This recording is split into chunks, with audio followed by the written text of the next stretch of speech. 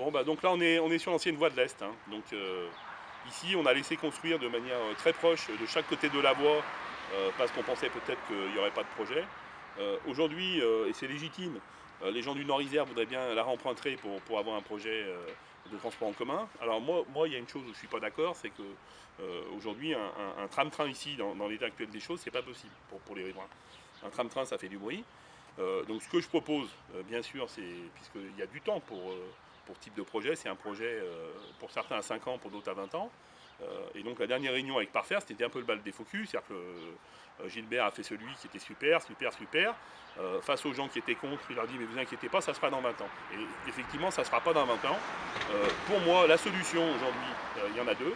Soit on est pragmatique et on prolonge avec des bus propres à partir de Mézieux et on va jusqu'à l'entrée de l'agglomération pontoise au maximum, puisque 80% des habitants de Pont-de-Cherouy, Crémieux sont à Pont-de-Cherouy, Charvieux, Tignieux, Jamézieux.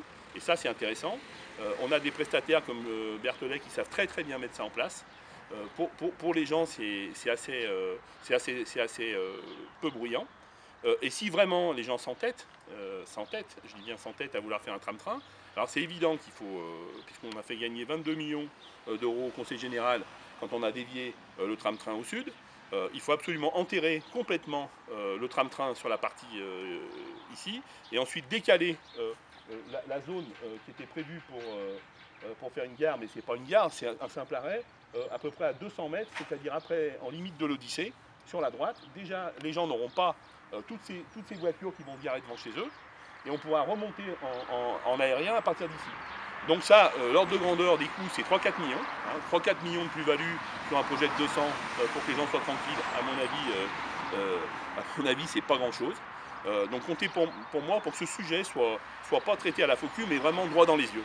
Et je peux le dire au président Barbier, que je vais voir du Conseil général, aux gens de Crémieux, déjà essayez de créer des emplois dans votre bassin, ce qui éviterait que les gens fassent 80 km par jour pour aller travailler à Lyon. Hein, on ne peut pas demander des transports en commun cadencés sans augmenter ensuite la population. Alors il faut savoir si on veut rester à la campagne. Alors nous c'est réglé, on est limité à 5 000 habitants.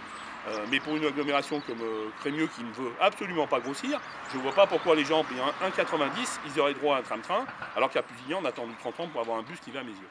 Voilà. Donc il y a beaucoup de solutions. Je ne pense pas qu'on soit capable, parce que ces fameux tram-trains surtout coûtent très cher à l'exploitation. Donc une fois qu'on va rentrer dans le détail, on va voir que c'est des impôts en plus, alors qu'un bus cadencé site propre au GOS, par exemple, déjà on peut multiplier le nombre d'arrêts.